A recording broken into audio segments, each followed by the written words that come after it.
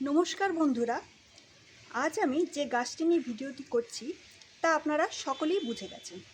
অনেক বন্ধুই আমাকে জানতে চেয়েছেন এই গরমে অর্থাৎ মে জুন মাসের গরমে কিভাবে জবা গাছের পরিচর্যা করবেন যাতে করে আপনারা প্রচুর পরিমাণে ফুল পেতে পারেন। সেই সঙ্গে গাছের গ্রোথ হবে দুর্দান্ত, গাছ হয়ে উঠবে ঝোপালো এবং গাছে প্রচুর পরিমাণে কুঁড়ি আসবে, একটিও কুঁড়ি ঝরে পড়বে না, সব কুঁড়িতেই বড় আপনারা ফুল পাবেন। আজ আমি যে খাবারটি বানাবো তা তৈরি করা খরচ যেমন কম তেমনই ফল হবে দারুণ। কিভাবে বানাবো বা কত দিনের ব্যবধানে গাছে দিতে হবে তা সবই আমি এই ভিডিওতে দেখাবো। কোনো রাসায়নিক সার দেওয়ার প্রয়োজন নেই, শুধুমাত্র এই সারটি নিয়মিত ব্যবহার করলে আপনারা দারুণ ফল পাবেন। যে কোনো জবা গাছকে ঝোপালো করতে গেলে একটা কাজ করতে হবে, সেটা হচ্ছে মাঝে মাঝে সফট প্রুনিং করে দেওয়া। দেখুন, এখানে আমার একটা লক্ষ্মী জবা গাছ আছে। এই গাছটায় প্রচুর পরিমাণে কুঁড়ি ফুটেছে এবং প্রচুর পরিমাণে তার থেকে আমি ফুল পাচ্ছি। এর প্রধান কারণ হচ্ছে ফেব্রুয়ারি মার্চ মাসে আমি গাছটাকে প্রুনিং করে দিয়েছিলাম, সব প্রুনিং করে দিয়েছিলাম।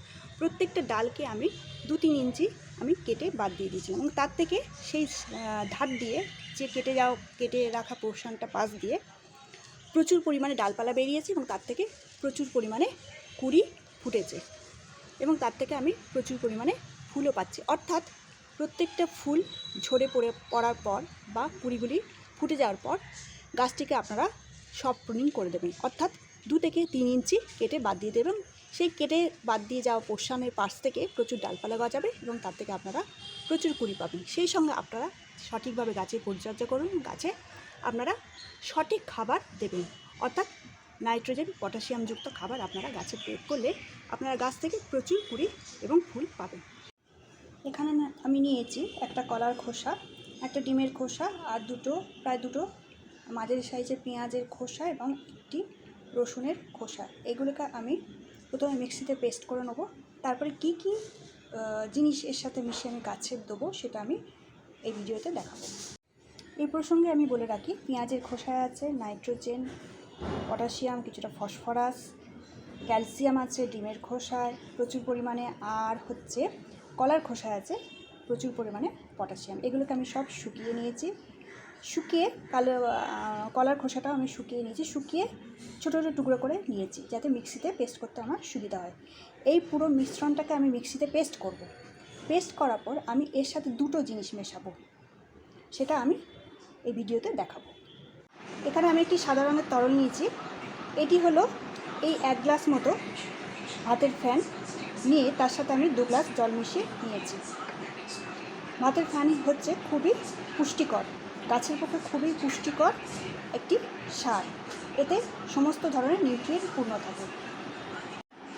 এই গ্লাসে মোটামুটি 250 ml জল ধরে, সুতরাং আমি এটা প্রায় 500 ml মতো করে নিয়েছি।